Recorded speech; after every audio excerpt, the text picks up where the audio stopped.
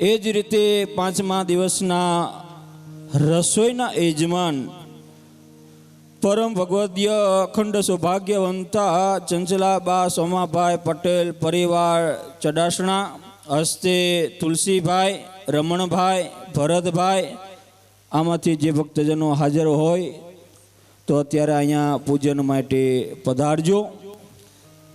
करार विंदे न पदार विंदम.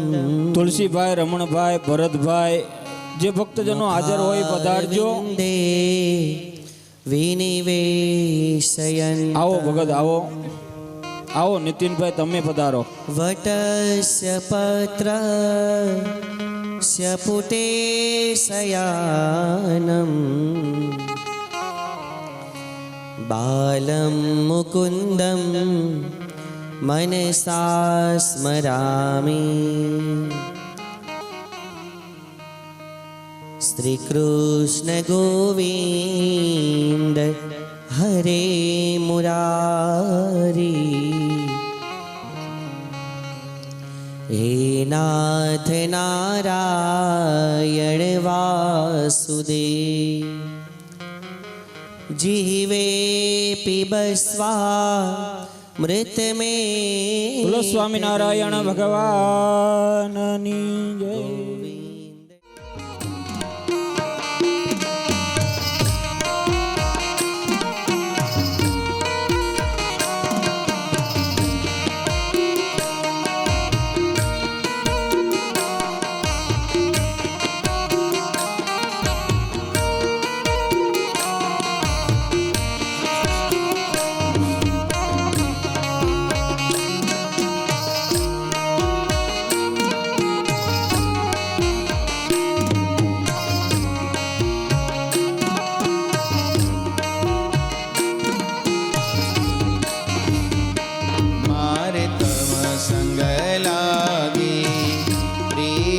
श्याम सुहागी रे. मारे तम संग लागे प्रीत श्याम सुहागी रे. मारे तम संग लागी प्रीत श्याम सुहागी रे. मारे तम संग लागे प्रीत श्याम सुहागी रे. मैं तो तम संग रामवा काज लज्जा त्यागी रे. मैं तो तम संग रमवा काज लज्जा त्यागी रे. मैं तो तम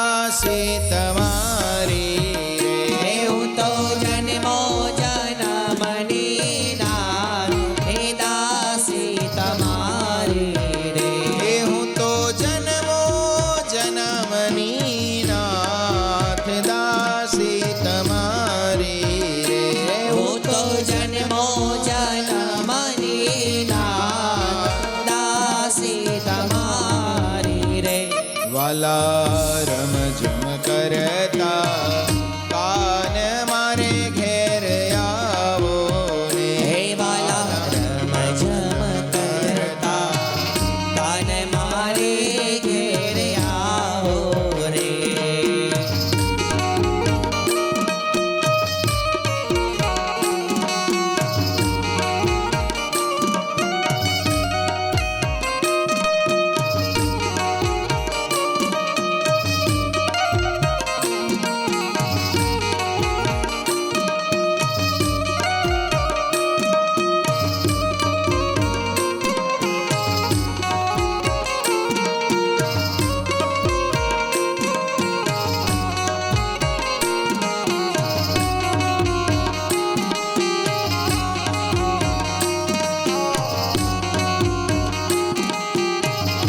હે મારા પ્રાણ તણા આધાર પ્રીતમ પ્યારા રે હે મારા પ્રાણ તણા આધાર પ્રીતમ પ્યારા રે. મારા પ્રાણ તણા આધાર પ્રીતમ પ્યારા રે મારા પ્રાણ તણા આધાર પ્રીતમ પ્યારા રે. પાળ રાહો માં નટવારના મુજથી નારા રે પાળ રાહો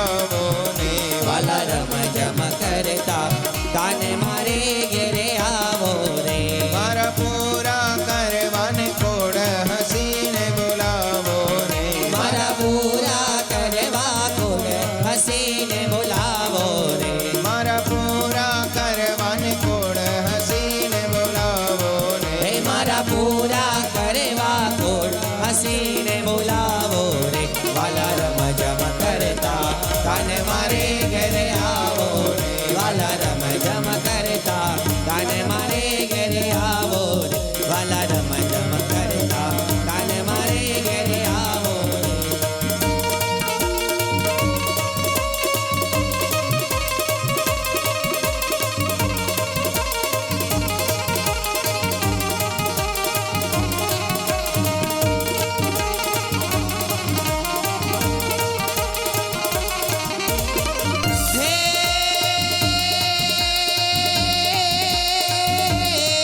મુરલી બજૈયા ગોપરૈયા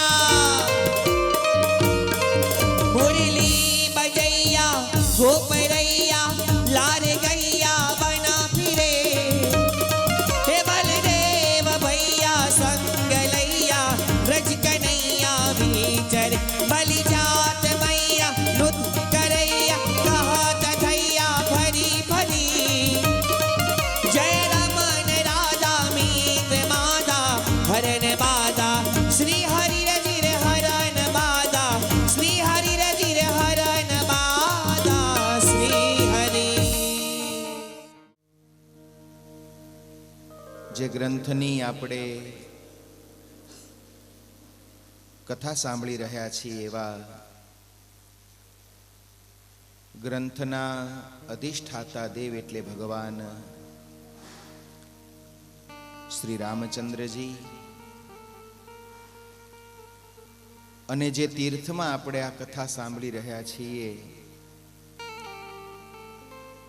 એ તીર્થના અધિષ્ઠાતા દેવ એટલે ભગવાન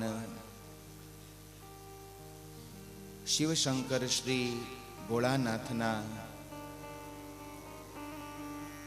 દિવ્ય અને કરુણામય આશીર્વાદથી રામેશ્વર જેવા તીર્થમાં જ્યારે આપણે રામચરિત માનસ જેવા ગ્રંથની કથાનું શ્રવણ કરી રહ્યા છીએ ત્યારે એ દિવ્ય કથાના આજના આ 5મા દિવસના દ્વિતીય કથા સત્રમાં મંચ ઉપર બિરાજમાન સર્વે પૂજ્ય સંતો, આ કથાના તમામ સેવાભાવી યજમાનો તથા સૌ કથા પ્રેમી ભગવાનના ભક્તોને ભાવથી જય સ્વામિનારાયણ, જય શ્રી કૃષ્ણ, રામ રામ, જય માતાજી. ગોસ્વામી તુલસીદાસજી રચિત ભગવાન શ્રી રામચંદ્રજીના પાવન ચરિત્રોની ગાથા એટલે આ રામચરિત માનસ ગ્રંથ છે. જે ગ્રંથમાં ભગવાન રામચંદ્રજીએ મનુષ્ય દેહ ધારણ કરી અને કરેલા એ દિવ્ય ચરિત્રોની ગાથા અને એ ચરિત્રો દ્વારા આપણા જીવનમાં આપણને કંઈક બોધની પ્રાપ્તિ થાય એવા શુભ હેતુથી આ ચરિત્રોને તુલસીદાસજીએ લખ્યા છે. વળી આ ચરિત્રો તુલસીદાસજીએ આપણને સૌને પરમાત્માની સ્મૃતિ રહે એટલે લખ્યા છે. બહુ જ સૂક્ષ્મ મનોવિજ્ઞાન એ છે, આપણી જેટલી સ્મૃતિ છે ને, આજે આપણે બેઠા બેઠા કોઈ પણ વસ્તુને યાદ કરો ને એટલે વ્યક્તિ વગર વસ્તુની યાદ બહુ જ ઓછી સંભવે છે. તમને કોઈ પણ ઘટના યાદ આવે, કોઈ પણ વસ્તુ યાદ આવે એટલે મોટા ભાગે એ વ્યક્તિની સાથે ઘટના અથવા વસ્તુ સંકળાયેલી હોય. જીવંત વ્યક્તિ વગરની માત્ર નિર્જીવ વસ્તુ આપણી સ્મૃતિમાં બહુ ટકી શકતી નથી. અહીં બેઠા બેઠા રૂમે જઈને અખતરો કરજો, યાદ કરજો કે મારે ખાલી વસ્તુ જ યાદ કરવી છે, કોઈ માણસને યાદ નથી કરવો. વ્યક્તિ વગર વસ્તુની યાદ લગભગ અસંભવ છે.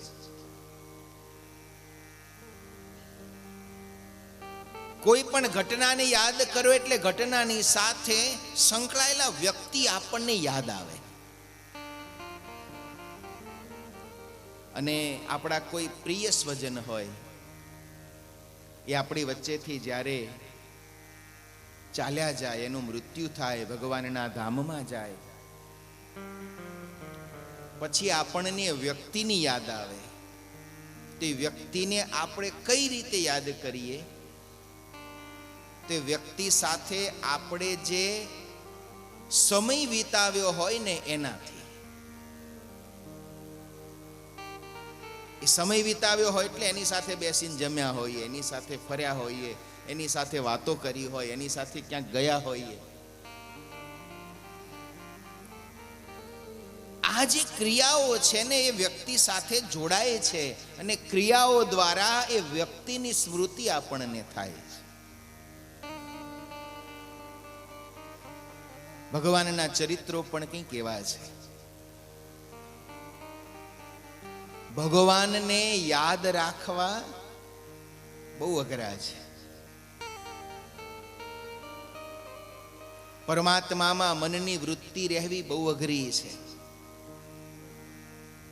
સ્વામિનારાયણ ભગવાન તો પ્રથમના પહેલા વચનામૃતમાં જ કહે છે, અઘરામાં અઘરું કઠણમાં કઠણ જો કંઈ હોય તો પરમાત્માના સ્વરૂપને વિશે મનની અખંડ વૃત્તિ રાખવી, એનાથી કઠણ બીજું કોઈ સાધન નથી. સરળ ભાષામાં કહું તો આપણને બધું યાદ રહે છે, પણ ભગવાનની મૂર્તિ યાદ રહેતી નથી.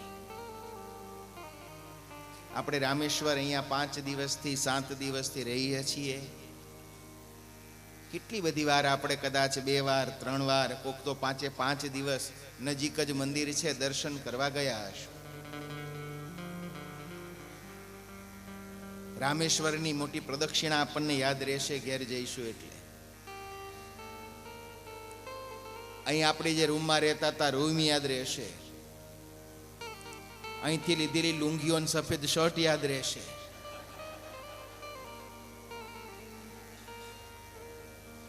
ત્યાં જઈને પછી યાદ કરશે, હારી રામેશ્વરમાં વેણીઓ હારી મળતી હતી, અમદાવાદમાં મળતી નહીં, એ યાદ રહેશે. પણ ત્યાં જઈને પૂછે કે રામેશ્વર ભગવાન આંખ બંધ કરીને જોવો તો દેખાશે? એ નહીં દેખાય. પરમાત્માનું સ્વરૂપ અંતરમાં ઉતરવું એ બહુ અઘરું છે. તો પરમાત્માના સ્વરૂપને યાદ કરવાનો રસ્તો એ આ પરમાત્માના ચરિત્ર છે. ભગવાનના ચરિત્ર જો યાદ આવી જાય તો ચરિત્ર વડે કરીને ભગવાન યાદ આવશે. એકલા ભગવાનને યાદ કરવા એ અઘરા, અશક્ય નથી હો. ધીમે ધીમે ધીમે સાધના કરો તે સ્થિતિએ પહોંચાય છે. અને લાખો માણસો એ સ્થિતિએ પહોંચ્યા. આવા કળિયુગમાં પણ લાખો માણસો પરમાત્માની મૂર્તિનું નિરંતર ચિંતન કરવાની કક્ષા સુધી પહોંચી ચૂકેલા આ કળિયુગમાં પણ છે. પણ સહજ સાધક માટે, સાધનાની શરૂઆતના આપણા બધા ભક્તો માટે આ પરમાત્માના ચરિત્રો યાદ રાખવાને, એ પરમાત્માને યાદ કરવાનો બહુ જ સુંદર રસ્તો છે. આ પરમાત્માના ચરિત્રો આપણને યાદ રહી જાય તો એ ચરિત્ર વડે કરીને સહેજે સહેજે આપણને ભગવાન પણ યાદ આવી જાય. અને એટલે ગોસ્વામી તુલસીદાસજીએ આ ચરિત્રોને લખ્યા છે. અને ગોસ્વામી તુલસીદાસજીએ લખ્યા પહેલાથી હજારો ઋષિઓ, અનેક ભક્તો આ પરમાત્માના ચરિત્રોને અહર્નિશ ગાયા કરે છે. અહર્નિશ સાધનાની સિદ્ધિ સુધી પહોંચેલા સાધકો પણ પરમાત્માના ચરિત્રો વગર રહેતા નથી. ભગવાન ભોળાનાથ જેવા ભોળાનાથ પણ અખંડ પ્રભુ ચરિત્રનું ગાન અને પાન કર્યા કરે છે. આ જેવા ભગવાનના ચરિત્રોનું લેખન કરતા ગોસ્વામી તુલસીદાસજીએ અયોધ્યા કાંડના અંતમાં ભરતજી પ્રભુને મનાવવા પાછા લાવવા ગયા. ભગવાન ન માન્યા ત્યારે ભગવાનની પાદુકાને અયોધ્યાના રાજ સિંહાસન ઉપર પધરાવી ભરતજી સેવક છે એટલે નંદીગ્રામમાં ખાડામાં રહ્યા છે. ભરતજી જેવું સેવકપણું, દાસત્વપણું, ભક્તપણું આવવું બહુ અઘરું છે. મારા પ્રભુ જો ધરતી ઉપર સૂતા હોય તો હું ભગવાનનો દાસ છું, મારે નીચે ધરતીમાં ખાડો કરીને ભરતજી સૂતા છે. જે ટાઢ તડકો, વરસાદ, ભૂખ, તરસ ભગવાન રામચંદ્રજી વેઠ્યા ને એ વનના બધા જ કષ્ટોને ભરતજીએ વેઠ્યા છે. 14 વર્ષ સુધી ભગવાન જંગલમાં જે કંદ, મૂળ, ફળ, પોઠા બોરા મળે એ જમીન જીવ્યા છે. ભરતજી પણ 14 વર્ષ સુધી એક પણ સારો પદાર્થ ભરતજીએ મુખ ઉપર મૂક્યો નથી. પરમાત્માના સ્વરૂપમાં મન પરોવી ભરતજી ત્યાં નંદીગ્રામમાં રહ્યા છે. અને હવે રામાયણનું 3જું સોપાન એટલે અરણ્ય કાંડનો આરંભ કરતા ભગવાન ભોળાનાથ માતા પાર્વતીજીને કહે છે, દેવી, ભગવાન ચિત્રકૂટમાં રહે છે. એક દિવસ ભગવાન રામચંદ્રજી એ જંગલમાં ફરવા નીકળ્યા અને જંગલમાંથી સરસ મજાના રંગબેરંગી ફૂલ ભગવાન રામચંદ્રજીએ જાતે ચૂંટ્યા છે. હવે જાતે ફૂલ ચૂંટીને ભગવાન રામચંદ્રજીએ પોતે એ ફૂલની વેણી બનાવી છે. એક વાર મુનિ કુસુમ સુહાયે, નિજ કર ભૂષણ રામ બનાય. ભગવાન રામચંદ્રજીએ જાતે ફૂલની વેણી અને માળા બનાવી છે. લક્ષ્મણજી જંગલમાં થોડે દૂર કંઈ ફળ ફળાદી લેવા ગયા હશે. ભગવાન રામચંદ્રજી સીતાજીની પાસે આવ્યા અને બહુ પ્રેમમય રામ અને સીતાનો ગ્રહસ્થાશ્રમ છે. સંસારી છે, પતિ પત્ની છે, એકબીજા પ્રત્યે આદર છે, સન્માન છે, પ્રેમ છે. અને પ્રેમ છે એટલે જ સીતાજીના વાળમાં ભગવાન રામચંદ્રજી એ વેણી ગૂંથી રહ્યા. નિજ કર ભૂષણ રામ બનાય, સીત હી પહેરાય પ્રભુ સાદર, બેઠે ફટીક શિલા પર સુંદર. સ્ફટિકની શિલા ઉપર ભગવાન રામચંદ્રજી સીતાજીના વાળમાં એ વેણી ગૂંથી રહ્યા હતા. આવો એમનો મંગલ દિવ્ય પ્રેમમય સંસાર છે. પણ એ જ સમયે દેવરાજ ઇન્દ્રનો પુત્ર છે જેનું નામ છે જયંત. આ જયંત પણ ચિત્રકૂટમાં આવ્યો. તુલસીદાસજીએ લખ્યું જયંત કાગડાના રૂપમાં આવ્યો. બીજું કોઈ પક્ષી મળ્યું નહીં હોય તે જયંતને તુલસીદાસજીએ કાગડાનું રૂપ આપ્યું, કાગડાના રૂપમાં આવ્યો.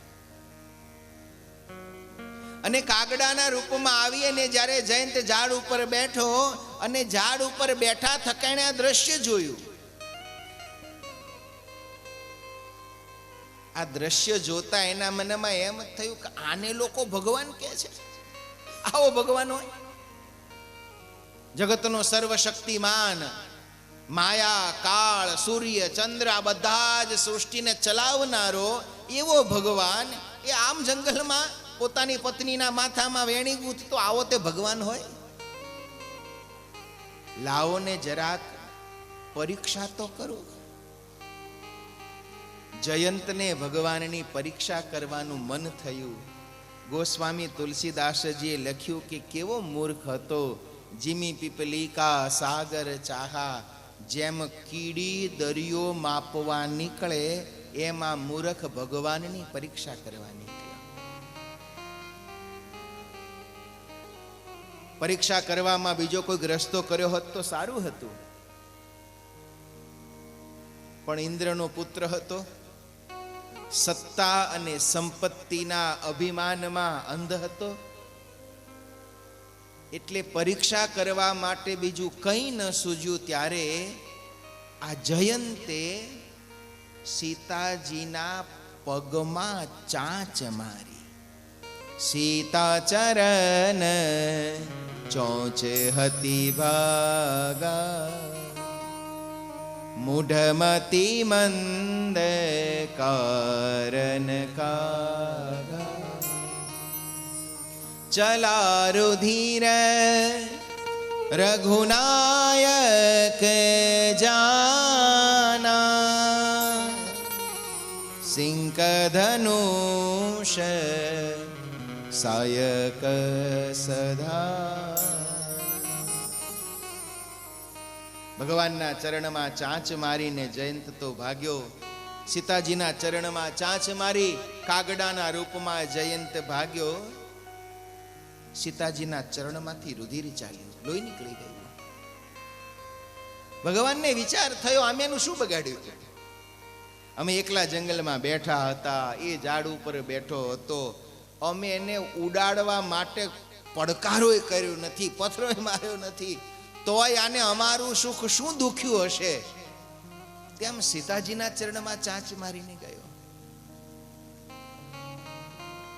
રામચરિત માનસનું રહસ્ય કહે છે, આગળ ભગવાને નારદજીને કહ્યું કે જયંતે જો મને ચાંચ મારી હોત ને તો માફ કરી દેત,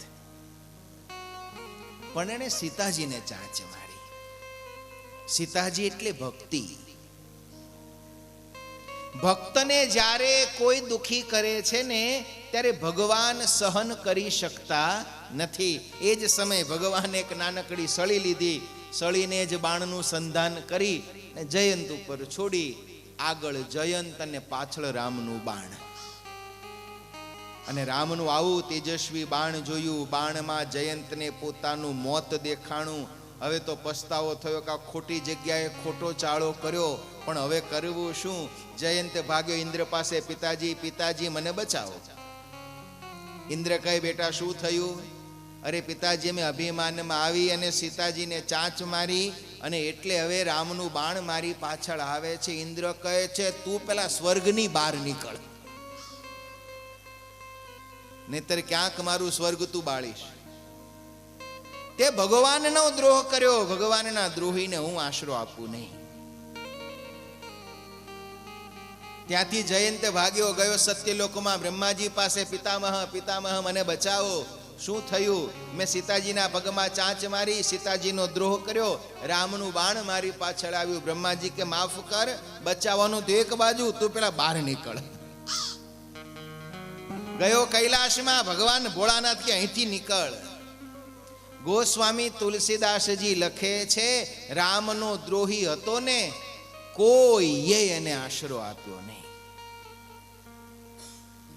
ભાગતા ભાગતા એ સમયે જયંતને નારદ મુનિ સામે મળ્યા. આફળો ફાફળો રડતો પસ્તાતો જયંત નારદજીના પગમાં પડ્યો. મુનિવર મુનિવર, કોઈ મારો હાથ ચાલતું નથી. સગો મારો બાપ હવે મને સ્વર્ગમાં પગ મૂકવાની ના પાડે છે. સત્યલોકમાં બ્રહ્માજી, કૈલાશ ઉપર ભોળાનાથ, કોઈ મને આશરો આપતો નથી. મારી રક્ષા કરો. શું થયું? મેં સીતાજીના પગમાં ચાંચ મારી અને રામનું બાણ મારી પાછળ પડ્યું છે. ત્યારે નારદજી કહે, જયંત, તે ભૂલ તો બહુ મોટી કરી છે, પણ જા, ભગવાન બહુ દયાળુ છે. તું ભગવાનના શરણે જઈ માફી માંગી લે. ઠાકોરજી જરૂર તારા ઉપર દયા કરશે. જયંત ત્યાંથી ભાગ્યો. ત્રિલોકીમાં કોઈ એને આશરો આપ્યો નહીં. છેલ્લે ભગવાન પાસે આવ્યો, માફી માંગી, પ્રભુ મને માફ કરો, મને માફ કરો. નારદજીએ ભગવાનને કહ્યું, પ્રભુ જીવ છે, ભૂલ કરે, પણ તમે તો દયાળુ છો, દયા કરો, એને ક્ષમા કરો. ત્યારે ભગવાને કહ્યું કે નારદજી, જો એને મારો દ્રોહ કર્યો હોત ને તો એને માફ કરી દે. આ ભગવાનનો નિયમ છે. કોઈ ભગવાનનો દ્રોહ કરે ને, ઠાકોરજી એને માફ કરે, પણ કોઈ ભગવાનના ભક્તોનો દ્રોહ કરે ને, ભગવાન એને માફ કરી શકતા નથી. જો કરતા નથી એમ નહીં, કરી શકતા નથી. પુરાણોમાં હજારો પ્રસંગો છે. ભગવાનનો દ્રોહ કર્યો હોય, ભગવાને માફ કરી દીધો.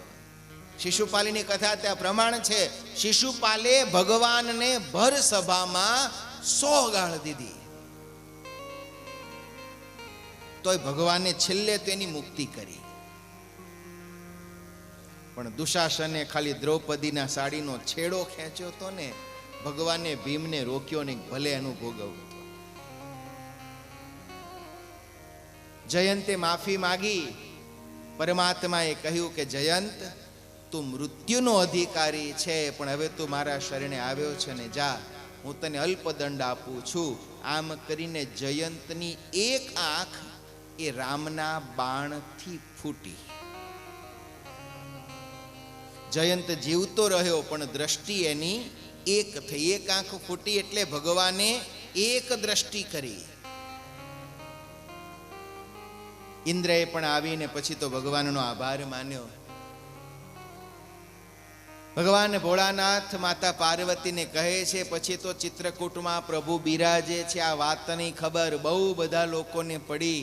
ચિત્રકૂટ ઉપર પછી તો બહુ બધાની ભીડ થવા લાગી. ભગવાનને થયું, અહીંયા તો બહુ ભીડ થાય છે, માટે હવે આપણે અહીંયા રહેવું યોગ્ય નહીં. પ્રભુ ચિત્રકૂટ ત્યાગી અને આગળ ચાલ્યા. આગળ જતા અત્રિ મુનિના આશ્રમમાં ભગવાન આવ્યા છે. સતી અનસુયા અને પગમાં સીતાજી પડ્યા છે. અનસુયા દેવીએ સીતાજીને સ્ત્રી ધર્મનો, પતિવ્રતાના ધર્મનો સુંદર ઉપદેશ આપ્યો છે. ત્યાંથી ભગવાન આગળ ચાલ્યા. ભગવાન તો ખુલ્લા પગે ખુલ્લા આકાશ નીચે ચાલે છે. અને જ્યારે ભગવાન ખુલ્લા પગે ખુલ્લા આકાશ નીચે દિવસે ચાલતા હોય, ત્યારે ભગવાનની સેવા કરવા માટે, ભગવાન સૂર્યનારાયણનો તડકો બહુ હોય ને, તો ઇન્દ્રના વાદળો, આમ તો રાજા હોય એની પાછળ છત્ર ચમર ચાલતા હોય, પણ ભગવાન તો વનવાસી થઈને ચાલ્યા છે ને. જહ જહ જાય દેવ રઘુરાયા, કરહી મેઘ તહ તહ નભ છાયા. જ્યાં જ્યાં ભગવાન આગળ જાય છે, પેલા વાદળાઓ પ્રભુની ઉપર છાયા કરતા આવે છે. આમ આગળ જતા માર્ગમાં વિરાધ નામનો એક રાક્ષસ ભગવાનને મળ્યો. મિલાય સૂર બિરાગે મગ જાતા, આવત રઘુબીર નિપાતા. જેવો વિરાધ આવ્યો, આવતા વેત ભગવાને એક બાણ મારી આ વિરાધ નામના અસુરોનો નાશ કર્યો છે. શરભંગ નામના મુનિના આશ્રમમાં પ્રભુ પધાર્યા છે. શરભંગ મુનિએ ભગવાનના દર્શન થયા. અંતરમાં અપાર આનંદ થયો. પ્રભુ આપના આગમનની જ રાહ જોતા હું અહીંયા બેઠો હતો. સર્વંગ મુનિની કથા પણ બહુ દિવ્ય છે. સર્વંગ મુનિએ ભગવાનની પ્રાપ્તિ માટે, ભગવાનના ધામની પ્રાપ્તિ માટે અતિ કઠોર તપશ્ચર્યા કરી. એટલી કઠોર તપશ્ચર્યા કરી કે સર્વંગ મુનિને બ્રહ્મલોકની, ભગવાનના ધામની પ્રાપ્તિ થઈ ગઈ. ભગવાને કહ્યું કે તમારી સાધના સફળ, તમે જ્યારે ઈચ્છો ત્યારે મારા ધામમાં તમે આવજો. જેમ કોઈને અમેરિકાના વિઝા મળી જાય ને 10 વર્ષના, જાઓ, હવે 10 વર્ષમાં તમને ઈચ્છા થાય ત્યારે આવજો. સર્વંગ મુનિને પણ ભગવાને બ્રહ્મલોકની પ્રાપ્તિ કરાવી. તમને જ્યારે ઈચ્છા હોય ત્યારે મારા ધામના દરવાજા તમારા માટે ખુલ્લા છે. સર્વંગ મુનિને પણ જગતની કોઈ ઈચ્છા, લાલસા, વાસના બાકી હતી નહીં. ભગવાનના ધામમાં જવા માટે સર્વંગ મુનિ જ્યાં તૈયાર થયા ને ત્યાં વનવાસીઓ પાસેથી એમણે સાંભળ્યું કે ભગવાન રામમાં સીતાજીને સાથે લઈ અને વનમાં ફરવા નીકળ્યા છે. સર્વંગ મુનિએ ભગવાનના ધામમાં જવાનું મુલતવી રાખ્યું કે પ્રગટ ભગવાન જો લોકમાં પધાર્યા હોય ને તો મારે પરમાત્માના દર્શન કરવા છે. પરમાત્માના દર્શનની ઈચ્છા રાખી સર્વંગ મુનિ રાહ જોતા હતા. આજે પ્રભુ એમના આશ્રમમાં આવ્યા. પ્રભુના ચરણમાં મુનિએ દંડવટ કર્યા. પ્રભુ, આમ તો હું તમારા ધામમાં જ જતો હતો, પણ તમારા મનુષ્ય રૂપના પ્રગટ દર્શનની મને પ્રાપ્તિ થાય એની રાહ જોઈ અને પ્રભુ અહીં બેઠો હતો. ભગવાને એમના પણ સંકલ્પ પૂર્ણ કર્યા. સર્વંગ મુનિ પણ પ્રભુના દર્શન કરી પરમાત્માના બ્રહ્મલોકમાં ગયા છે. ભગવાન જ્યાં આગળ વધ્યા ત્યાં બધા મુનિઓ પણ પ્રભુની સાથે સાથે ચાલે છે. જે મુનિને ખબર પડે ભગવાનની સાથે સાથે ચાલે છે. માર્ગમાં જતા એક હાડકાનો મોટો ઢગલો જોયો. ભગવાને કહ્યું કે આ શું છે? બધા ઋષિ મુનિઓની આંખમાં આંસુ આવી ગયા કે પ્રભુ આ ત્રેતા યુગમાં અસુરો ભગવાનના ભક્તોને દુઃખ આપે છે. અસુરોએ કેટલા બધા ભક્તોને, ઋષિ મુનિઓને માર્યા ને. આ અસુરે મારી નાખેલા ઋષિ મુનિઓને, ભગવાનના ભક્તોના અસ્થિનો આ ઢગલો છે. આ જોતા જ પ્રભુની આંખ ભીની થઈ. એટલું જ નહીં, પરમાત્માની આંખ લાલ થઈ. બે હાથ ઉઠાવી અને ભગવાન રામચંદ્રજીએ ત્યાં પ્રતિજ્ઞા કરી, નિશિચિરહીન કરઉં મહી, ભુજ ઉઠાઈ પ્રનકીન, સકલ મુનિ કે આશ્રમની, જાય જાય સુખ દે. ભગવાને પ્રતિજ્ઞા કરી આ પૃથ્વી ઉપર એક અસુર જે ભગવાનના ભક્તને ભક્તિ માર્ગમાં વિઘ્ન કરે ને એ રહેવા નહીં દઉં. અને કર્યું હો ભગવાને. ભગવાન રામચંદ્રજી આ લોકમાં ગયા ને પૃથ્વી ઉપર એક અસુર ભગવાને વધવા દીધો નહોતો. પછી પાછા નવા ઉગ્યા. એ દાડે ભગવાને ખેતર વાઢી નાખી. પછી પાછા ધીમે ધીમે પાછા યુગના પ્રભાવથી ઉગ્યા. પરમાત્મા ત્યાંથી આગળ ચાલ્યા છે. અગત્ય મુનિના શિષ્ય છે સુતીક્ષ્ણ મુનિ. એક ઋષિ મુનિઓની કથા બહુ અલૌકિક છે હો. આ સુતીક્ષ્ણ મુનિએ કઠોર તપશ્ચર્યા કરેલી. તપશ્ચર્યાના ફળ સ્વરૂપે ભગવાને એમને માગવાનું કહેલું. ત્યારે સુતીક્ષ્ણ મુનિએ ભગવાન પાસે અભિમાન માગેલું. નવાઈ લાગે આપણને કે અભિમાન માગ્યું હશે તો કે હા, એને ભગવાન પાસે અભિમાન માગ્યું, પ્રભુ મારે બીજું કંઈ જોતું નથી, પણ હું રામનો દાસ છું. આ અભિમાન મારા અંતરમાંથી ક્યારેય ન ટળે, આવા મને આશીર્વાદ આપજો. અભિમાન સારું, પણ કેવું? હું ભગવાનનો દાસ છું, આ અભિમાન. આ લોકની સત્તા, સંપત્તિ, રૂપ, ગુણ, પદ, પ્રતિષ્ઠા, જ્ઞાન, બુદ્ધિનું નહીં, પણ હું ભગવાનનો દાસ છું. આ કેફ મારા અંતરમાંથી ક્યારેય ન ટળે, આવા આશીર્વાદ મને આપજો. આ સુતીક્ષ્ણ મુનિના આશ્રમમાં પ્રભુ પધાર્યા. મુનિએ ભગવાનનું ભાવથી સ્વાગત કર્યું. આ બધા મુક્ત અવસ્થાને પામી ચૂકેલા હતા. જગતની કોઈ લાલસા એમના અંતરમાં નહોતી. બસ ભગવાન પ્રગટ દર્શન આપે, આ જ લાલસાથી સુતીક્ષ્ણ મુનિ ત્યાં રહેલા. અને ભગવાન આવવાના હતા ને સુતીક્ષ્ણ મુનિને ખબર પડી ગઈ હતી. એમણે તો પોતાની ચિતા પણ જાતે તૈયાર કરી રાખેલી લો. જીવતર જૂઠું રે મરવું તે મંગળ જાણે, તન ધન જાતા રે અંતર શોક ન યાણે, હરિને સેવે રે થઈ ધર્મ નિયમમાં પૂરા, હરિજન સાચા રે જે ઉરમાં હિંમત રાખે. જાતે પોતાની ચિતા તૈયાર કરી રાખેલી. ભગવાન આવ્યા, ભગવાનના દર્શન થયા, બસ પ્રભુ આજ ઘડીની રાહ હતી, હવે તૈયારી કરી લીધી છે. આ એક એક કથા આપણા બધા માટે બહુ સૂચક છે. હો, સુતીક્ષ્ણ મુનિએ તૈયારી કરી રાખી હતી. આપણે તૈયારી કરી રાખી છે કે નહીં? કે હજી બાકી છે? રામચરિત માનસ શીખવાડે છે, મોત ગમે તે ઘડીએ આવી શકે છે, ડાહ્યા માણસે તૈયારી કરી રાખવી. ચિતા ખડકી રાખવી એટલે લાકડા ખરીદવાની નહીં, એ તો વાહેવાળા ખરીદશે. આપણે તૈયારી શેની કરી રાખવી? આપણા કર્મની. કર્મનો ભારો તૈયાર રાખવો. માની લો કે કાર મારું મોત આવી જશે તો આ મનુષ્ય જીવન સફળ થાય એવી ભક્તિ, સત્સંગ, સેવા, સત્કર્મ મેં મારા જીવનમાં કરી લીધા છે કે નહીં, આની તપાસ રાખવી. આપણે બધા એ કળિયુગમાં રહીએ છીએ ને, આપણે આ લોકનો હિસાબ તો બહુ ચોખ્ખો લખી રાખીએ છીએ. કોને પાસે કેટલા લેવાના, કોને કેટલા દેવાના, આ બધું આપણે ડાયરીમાં લખી રાખીએ છીએ. સારું કાલ ઉઠીને ઉડી ગયા તો આ લખેલું હોય તો વાહેવાળાને કામ આવે. આ લોકની કેટલી સંપત્તિ ક્યાં છે, કોને કેટલા આપ્યા છે, કોની પાસે કેટલા લેવાના છે, અંદરો અંદર લેતોય આપણે લખીને સહી લઈએ છીએ, ભાઈ લખી દો.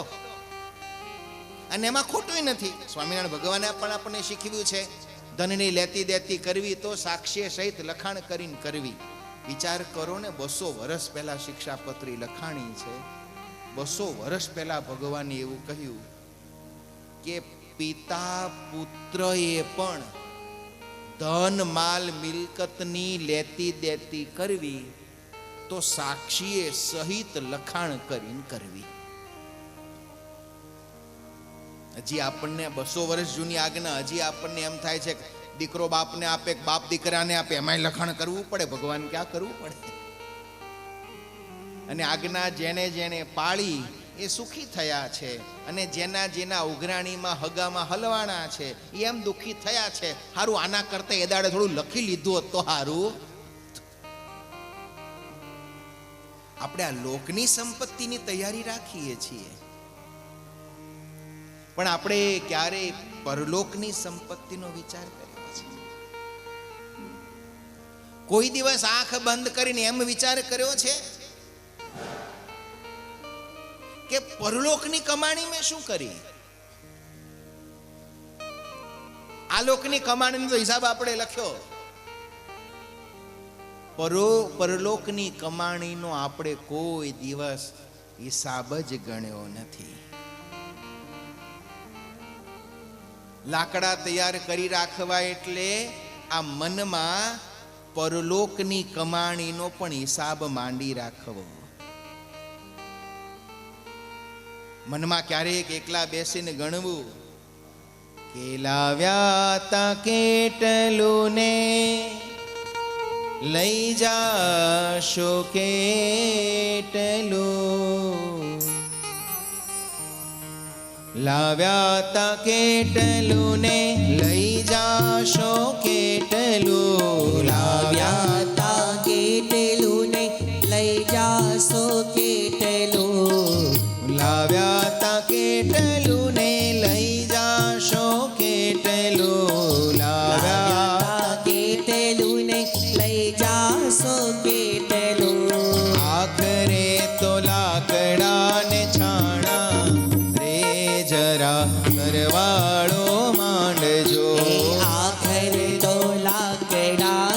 માણા રે જરા સરવાળો માંડજો. જિંદગીમાં કેટલું કમાણા રે જરા સરવાળો માંડજો. જિંદગીમાં કેટલું કમાણા રે જરા સરવાળો માંડજો.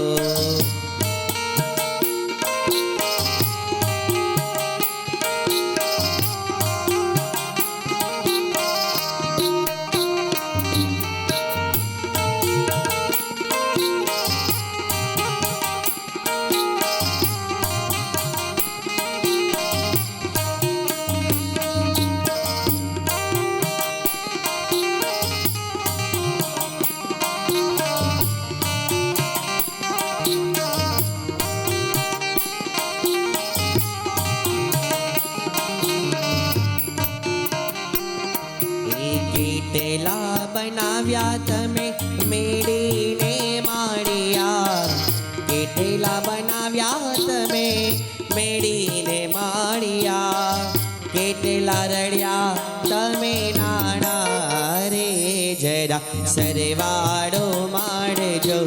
કેટલા રડ્યા રે તમે નાણા રે જરા સરવાળો માંડજો.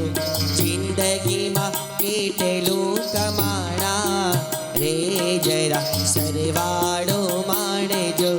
જિંદગીમાં કેટલું કમાણા રે જરા સરવાળો માંડજો.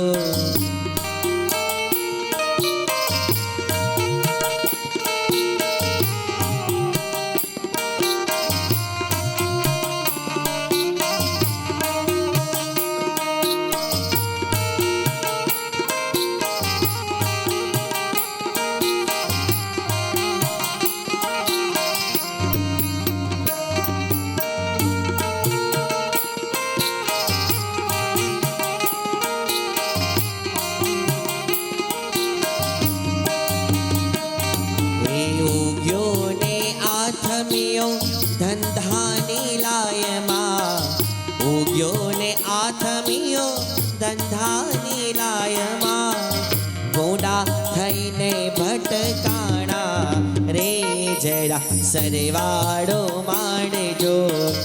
ગોડા થઈને ભટકાણા રે જરા સરવાળો માંડજો. ડાયા થઈને દુનિયા ડખોડી.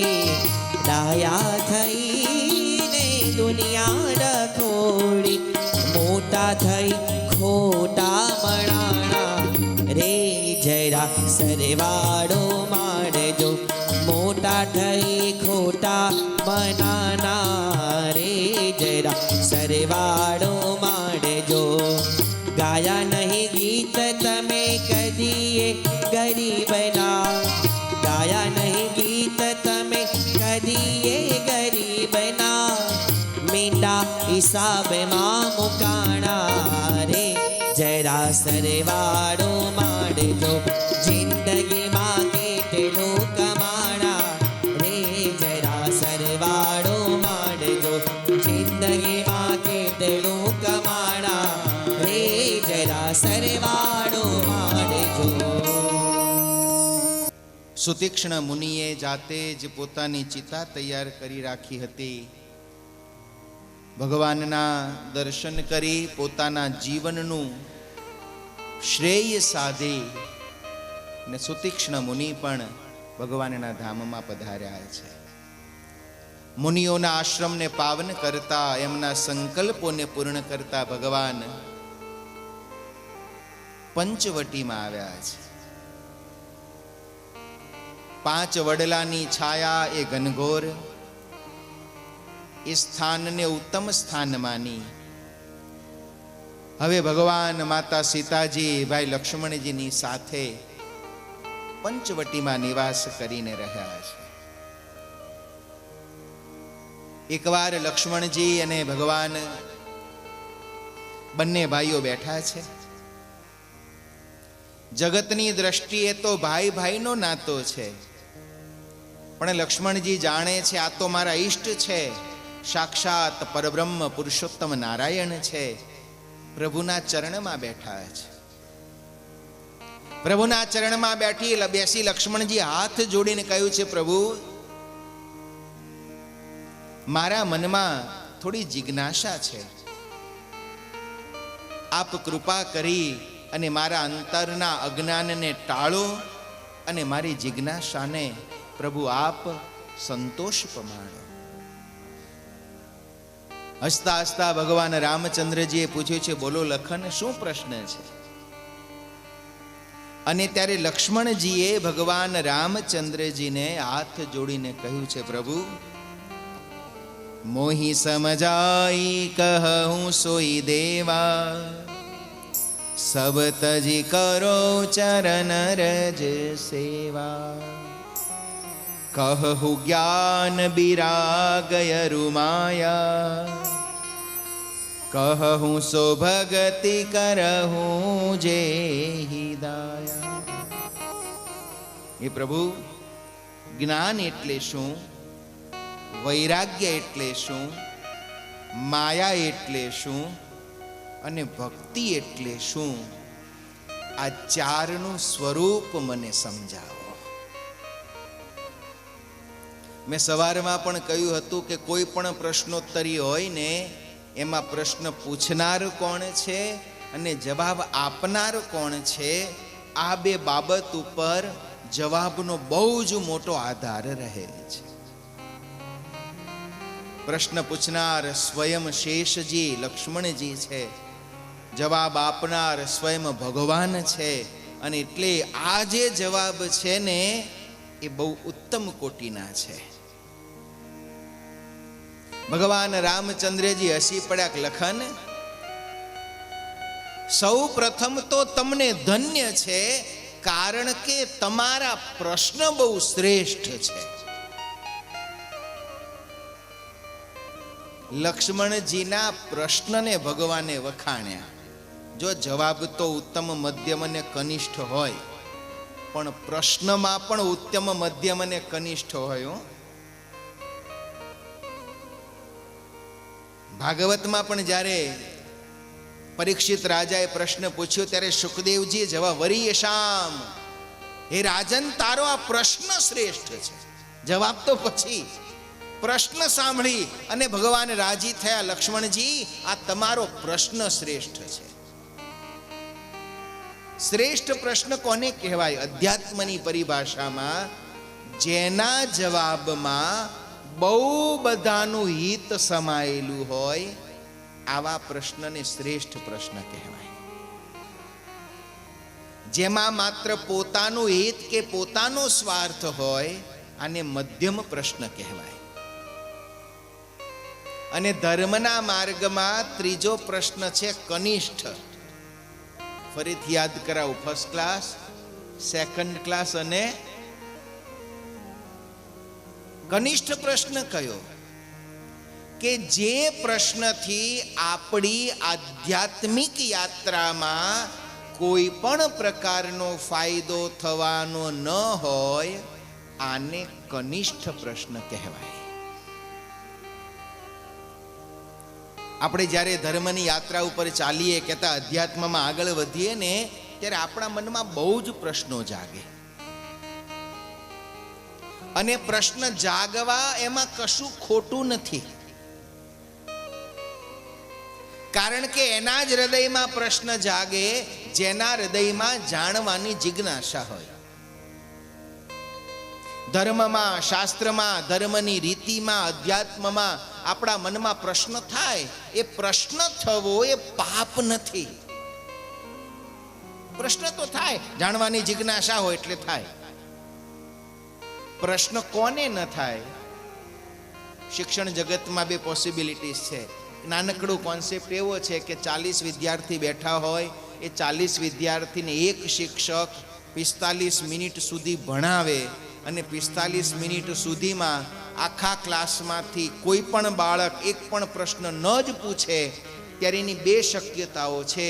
એક શક્યતા એ છે કે સાહેબે જે ભણાવ્યું એ બધાયને બધું જ સમજાઈ ગયું છે, એટલે કોઈને કંઈ પ્રશ્ન થયો નહીં. અને બીજી શક્યતા એવી છે કે સાહેબે જે ભણાવ્યું એમાંથી એકઈને કશી સમજણ પડી જ નથી, એટલે પ્રશ્ન થયો નહીં. નહીતર તો પ્રશ્ન થાય, અને પ્રશ્ન થાય એ ખોટું નથી. ધર્મમાં, અધ્યાત્મમાં આપણને પ્રશ્ન થવા જોઈએ. સ્વામિનારાયણ ભગવાનના 273 વચનામૃતનો ગ્રંથ એ પ્રશ્નોત્તરીનો જ ગ્રંથ છે. ભગવાન સભા ભરીને બેઠા હોય, કોઈ ભક્તે, કોઈ સંતે પ્રશ્ન પૂછ્યો હોય, ક્યારેક ભગવાને પ્રશ્ન પૂછ્યા હોય. આ પ્રશ્નોત્તરી એ અધ્યાત્મના માર્ગમાં આપણી ઉન્નતિ કરાવે છે. અધ્યાત્મમાં પ્રશ્ન થાય એમાં કંઈ ખોટું નથી, પણ અધ્યાત્મમાં જે જ્ઞાન છે ને એના બે પ્રકાર છે. એક જ્ઞાન માહિતી વિષયક છે, બીજું જ્ઞાન આધ્યાત્મિક વિષયક છે. માહિતી વિષયક જ્ઞાન એટલે વાર્તા. ભગવાન રામચંદ્રજીનો જન્મ ક્યાં થયો હતો? અયોધ્યામાં. એમના માતા પિતા કોણ હતા? દશરથ અને કૌશલ્યા. કેટલા વાગે થયો હતો? બરોબર બપોરના 12 વાગે. આ માહિતી થઈ. બીજો જે માર્ગ છે અધ્યાત્મનો, જ્ઞાનનો છે. માહિતી વિષયક જે પણ જ્ઞાન છે કે જે માહિતી છે એ સમય સંજોગ પ્રમાણે એમાં થોડો થોડો ફેર હોય. એટલે એમાં કદાચ થોડીક જુદી જુદી વાતો હોય ને તો એમાં અતિ ઊંડું ઉતરવાનો બહુ પ્રયત્ન કરવો નહીં. હનુમાનજીનો જન્મ ક્યાં થયો હતો? એમની માતા કોણ હતા? એમના પિતા કોણ હતા? તિથિ કઈ હતી? વાર કયો હતો? એક જણા કહે છે અહીં જન્મ્યા હતા, અને બીજો કે અહીં જન્મ્યા હતા. અમારે તો હું સાચું માનવું બહુ માથાકૂટ. મૂકી દે માથાકૂટ. એ જે માર્ગ છે ને એ માહિતી વિષયક માર્ગ છે. એમાં બહુ અતિ ઊંડા ઉતરી અને મનને બહુ ચંચળ કરવું નહીં. ઘણા બધાને એવી ટેવ હોય છે, એમાં બહુ ઊંડા ઉતરે કે હનુમાનજીને ખીચું તો હતું નહીં, વીંટી લઈને છલાંગ મારી ત્યારે હનુમાનજીએ વીંટી ક્યાં મૂકી હતી? તારા માથામાં મૂકી હતી, તને શું ફેર પડે છે? સમજાય છે ને? જે બાબત માહિતી વિષયક છે એમાં સમય સંજોગ પ્રમાણે થોડો થોડો ભેદ હોઈ શકે. ઘણા બધા એ પ્રશ્નમાં એટલા બધા ઊંડા ઉતરે ને, જે એમાં ઊંડા ઉતરે ને એની આધ્યાત્મિક ઉન્નતિ થઈ શકતી નથી. શ્રેષ્ઠ પ્રશ્ન એ છે જેમાં આપણે આધ્યાત્મિક ઉન્નતિ થવાની હોય. જે બાબત જાણીને આપણી ભક્તિમાં, પરમાત્મા પ્રત્યેના આપણા મહિમામાં, ભગવાન પ્રત્યેના આપણા વિશ્વાસમાં વૃદ્ધિ થવાની હોય ને એ બાબતમાં ઊંડા ઉતરવું. બીજી બાબતમાં સ્વીકાર ભાવ રાખવો. કોઈ એમ કહે ને કે ભગવાન રામેશ્વરે જતી વખતે રામચંદ્ર આ ભગવાન રામ પુલ બાંધ્યા ત્યારે પધરાવ્યા, તો કે બરોબર છે. બીજો ગ્રંથ સ્વામી સવારે કહ્યું ને, બીજો ગ્રંથમાં આવ્યું આવતા પધરાવ્યા, બરોબર છે.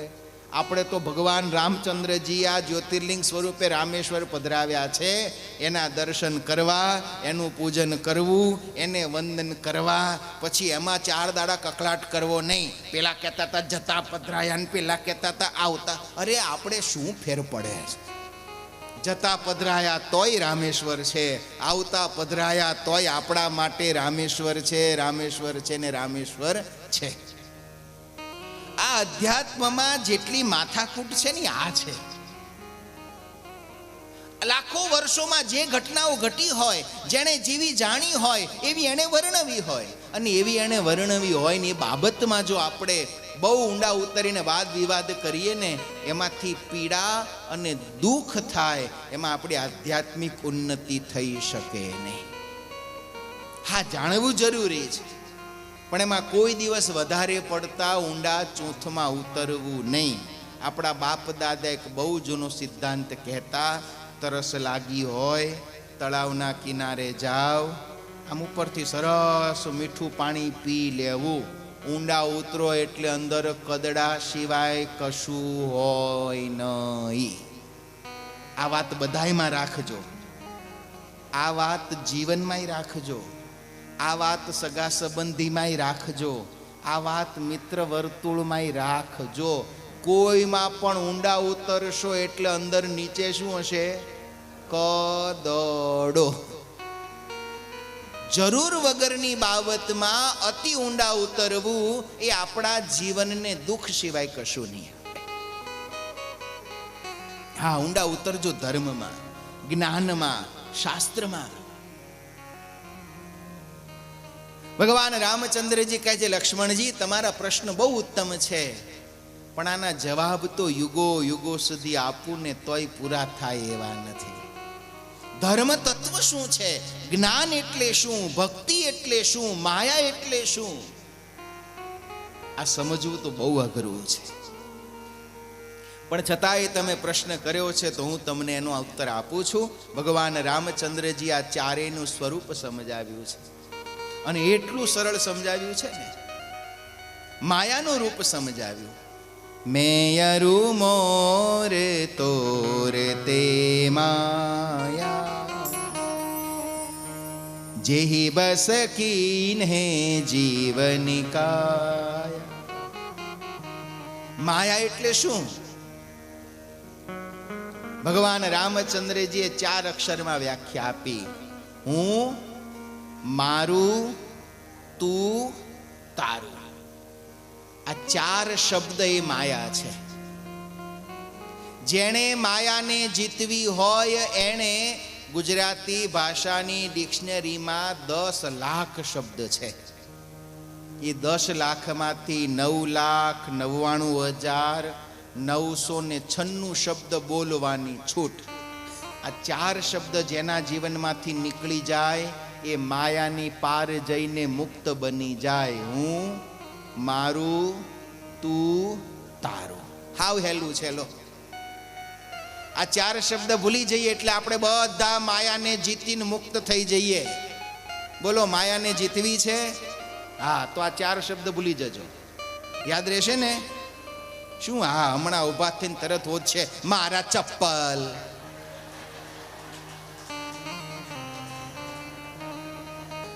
એટલે આ જમવામાં મારી ડીશ લઈ રાખજે, મારા રૂમની ચાવી ક્યાં ગઈ, તારી બાજુમાં મારી ખુરશી રાખજે. આપણું જીવન કેટલું માયામય છે આ એનું લિટમસ પેપર છે. હું, મારું, તું, તારું, આ 4 શબ્દમાં જ આખું માયાનું સામ્રાજ્ય છે. જેના જીવનમાંથી આ હું, મારું, તું, તારું નીકળી જાય એ જીવ માયાથી પર થઈ જાય. અહમ અને મમત્વની કરાવનારી આ માયા છે. સત્વ, રજ અને તમ આ 3 ગુણમય છે, અંધકાર રૂપ છે. માયાની બીજી એક વ્યાખ્યા સુંદર સ્વામિનારાયણ ભગવાને પણ વચનામૃતમાં કરી છે. બહુ સરળ વ્યાખ્યા કરી છે. માયા એટલે વસ્તુ નહીં, માયા એટલે વ્યક્તિ નહીં, માયા એટલે ભગવાનના ભક્તને ભગવાનનું ભજન કરતા જે પદાર્થ આડું આવી અને વિઘ્ન કરે આનું નામ માયા. આપણી પાસે બહુ પૈસા છે તો માયા. ઘરમાં ગાડી છે, બંગલો છે, લોકરમાં સોનાના ઘરેણા 2-5 કિલો પડ્યા છે, એ બધું માયા. સંસાર, સગા સંબંધી, દીકરા દીકરી, પતિ પત્ની, આ બધું માયા? તો કે ના, આ કોઈ માયા નહીં. માયા શું? સવારના પોરમાં નાઈ ધોઈ પવિત્ર થઈ ભગવાન આગળ દીવો કરી હાથમાં માળા લઈ અને ભગવાનનું નામ લેતા લેતા માળા અડધો કલાક કરવાનો નિર્ધાર કર્યો હોય અને એ માળા કરતી વખતે જે કંઈ મનમાં આડું આવે, ફોન યાદ આવે તો ફોન માયા, ફેક્ટરી યાદ આવે તો ફેક્ટરી માયા, દીકરા દીકરી યાદ આવે તો દીકરા દીકરી માયા, ગેસ ઉપર મૂકેલું દૂધ યાદ આવે એ દૂધ માયા. ભગવાનનું ભજન કરવા બેસો અને એ સમયે જે નડે આ બધું માયા છે. માયા બહુ વિચાર્યા જેવું, આમ આંધળી નથી. કોઈ એમ કે પૈસો બધી માં, ના. જો નડે છે તો માયા, નથી નડતું તો કશું માયા નથી. સ્વામિનારાયણ ભગવાનના સમયમાં બોટાદના શિવલાલ શેઠ હતા, ગોપાળાનંદ સ્વામીના શિષ્ય. એ જમાનામાં નવલખા શેઠ કહેવાતા. આજથી 250 વર્ષ પહેલા એની પાસે 9 લાખની મૂડી હતી. અને તોય ધ્યાન કરવા બેસે, આંખ બંધ કરે, 3-3 કલાક 6-6 કલાક ધ્યાન કરે. એટલે બીજા બધા જે સત્સંગી હોય ને, બધાએ સ્વામીને ફરિયાદ કરી, સ્વામી આ શિવલાલ તો ઢોંગ કરે છે, આટલી મોટી પેઢી ચાલે, આટલો મોટો વેપાર, અમારે તો નાની નાની દુકાનો છે, તોય અમે અડધો કલાક બેસીએ ત્યાં તો અંતરમાં કેટલું ઉથલ પાથલ થઈ જાય છે, અને આ બેસી રહે છે, આને કંઈ નડતું નહીં હોય? સ્વામી કે પૂછી લઈએ.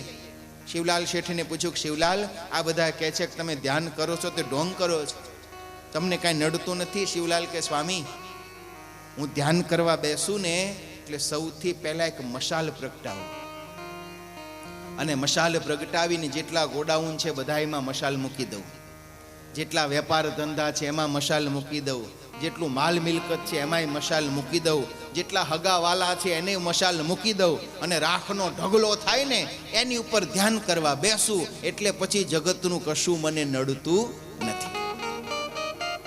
જો ભગવાનના ભજનમાં નથી નડતું તો કોઈ પદાર્થ માયા નથી. એટલે એવું ન માનવું કે બહુ રૂપિયાવાળા છે એના બહુ માયા હશે અને ગરીબ હશે એને માયા નહીં હોય, એવું ન હોય. ઘણીવાર સંપત્તિ ગમે તેટલી હોય પણ મનમાં શામળો હોય, અને ઘણીવાર સંપત્તિ કંઈ ન હોય તો મનમાં એ ભર્યું હોય. માયા એ મન સાથે સંલગ્ન છે. આપણી પાસે બહાર કેટલું છે એમ નહીં, અંતરમાં કેટલું છે એ આપણની માયા છે. બહાર ગમે એટલું હોય. જનક રાજા સોનાની મિથિલામાં રહેતા હતા તોય વૈરાગી કહેવાના. સાધુ સંતો સંન્યાસીઓની સભા થાય ને તે જનક રાજા ન આવે ને ત્યાં સુધી કથા શરૂ ન થાય. બધા તપસ્વી સંતોને થયું, ગુરુદેવ આવું તો કેવું, જનક રાજા ના આવે ત્યાં સુધી તમે કથાય ચાલુ કરો નહીં? તો કે જનક તો વૈરાગી છે ને એટલે. જનક વિદેહી, આટલી મોટી સોનાની નગરી, દીકરા દીકરીઓ, રાજ પાટ, નોકર ચાકર, હાથી ઘોડા, આ વળી શું વૈરાગી? કઈ વાંધો નહીં. 4 દિવસ વીત્યા, બધા આવી જ રીતે સભા ભરાણી છે, અને ત્યાં ગુરુદેવે પોતાના તપોબળથી મિથિલામાં આગ લાગી હોય ને એવું દ્રશ્ય ઊભું કર્યું. સૈનિકો દોડતા આવે, મહારાજ મહારાજ મિથિલા સળગે છે. જનક રાજાએ પાછું વળીને જોયું નહીં. મિથિલાયામ પ્રદીપ્તાયામ નમે દહતે કિંચનમ. આખી મથુરા, આખી મિથિલા સળગી જાય તો એમાં મારું કશું સળગતું નથી. આમ કરીને બેસી રહ્યા. પછી તો આગની ઝાપટ આગળ વધી. મહાત્માને લાગ્યું, કોકને લાગ્યું મારી ઝૂંપડી હળગી જશે, કોકને લાગ્યું મારી પોથી હળગી જશે, કોકને લાગ્યું મારી તુંબડી હળગી જશે. બધાય ભાગ્યા, એક બેઠા રહ્યા જનક રાજા. જઈને પાછા આવ્યા, ખાલી સળગતું દેખાતું તું આગ નહોતી. અને તે દિવસે બધાને સમજાણું કે માયાની વચ્ચે રહેતા હોવા છતાં પણ નિર્મોહી તો આ જનક રાજા છે. વળી આપણા પૂજ્ય મોટા મહારાષ્ટ્ર એક બહુ સુંદર વાત કહે છે કે માયા તો ભગવાનના ભક્તને સુખ આપનારી છે. કેવી રીતે? તો કે મોબાઈલ હોય એ આમ ગણો તો માયા, પણ એ મોબાઈલને જો વાપરતા આવડે તો અહીં બેઠા બેઠા આખી દુનિયાના બધાય દર્શન થાય. જે અહીં નથી આવી શક્યા એ ઘેર બેઠા બેઠા આ સુવિધા છે તો ઘેર બેઠા બેઠા કથા સાંભળી શકે, કથા જોઈ શકે. તો આ મોબાઈલ રૂપી માયા શું થઈ? ભગવાન ભજવામાં મદદરૂપ થઈ. માયા પણ ભગવાનના ભક્તને સુખદાયી છે જો એને સારી રીતે યોગ્ય રીતે એનો ઉપયોગ કરતા આવડે તો. આવું માયાનું ટૂંકમાં રૂપ સમજાવ્યું છે, જ્ઞાનનું રૂપ સમજાવ્યું છે. જ્ઞાન માન જહાં એકહુ નાહી, દેખ બ્રહ્મ સમાન સબમાં. જે બધાયને બ્રહ્મ તરીકે જોવે, આનું નામ જ્ઞાન છે. જ્ઞાનની પરિભાષા આપણા શાસ્ત્રોએ સુંદર કહી છે. જ્ઞાન બે પ્રકારનું છે, એક આત્મજ્ઞાન અને બીજું પરમાત્માનું જ્ઞાન. આત્મજ્ઞાન એટલે શું? આપણે શબ્દ ઘણીવાર વાપરીએ છીએ, ફલાણા ભાઈ તો આત્મજ્ઞાની છે.